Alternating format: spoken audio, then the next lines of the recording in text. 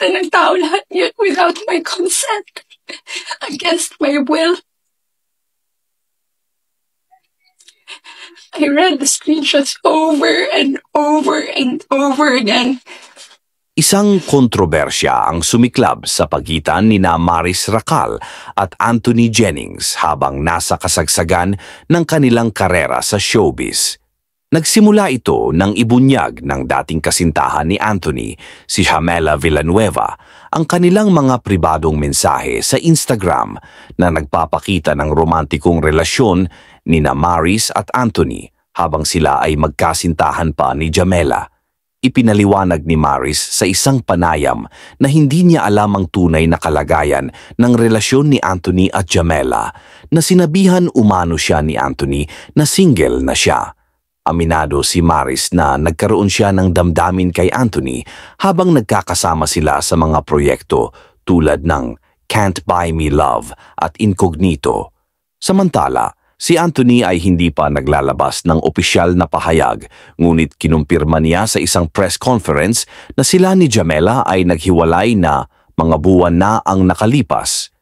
Ang pangyayari ay nagdulot ng malaking kontrobersya sa social media na nagpaangat ng mga katanungan tungkol sa responsableng paggamit ng social media at pagrespeto sa privacy. Ang pagkilos ni Jamela, bagamat maaring maunawaan dahil sa kanyang emosyon, ay may dalawang panig.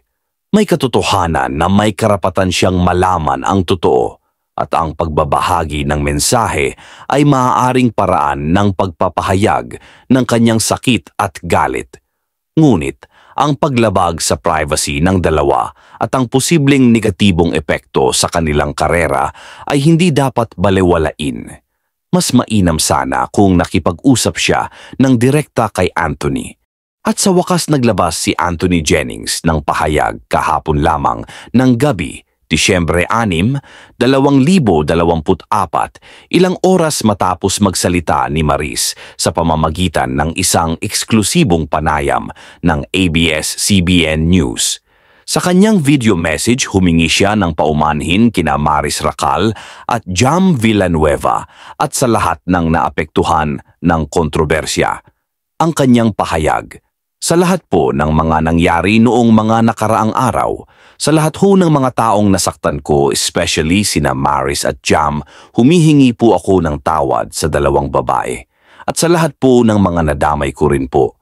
Yun lamang po, sorry po ulit. Sa mga nangyari kila Maris, Anthony at Jamela, ay nagbibigay diin sa kahalagahan ng tiwala at katapatan sa mga relasyon. Ang pagtataksil ay nagdudulot ng sakit at pinsala, habang ang paghihiganti ay kadalasang nagreresulta sa karagdagang problema. Ang social media ay may malaking epekto sa reputasyon ng mga tao. Ang aral mula sa sitwasyong ito ay ang pagpapahalaga sa tiwala, pag-iwas sa pagtataksil at ang paghahanap ng pagpapatawad para sa tunay na paggaling.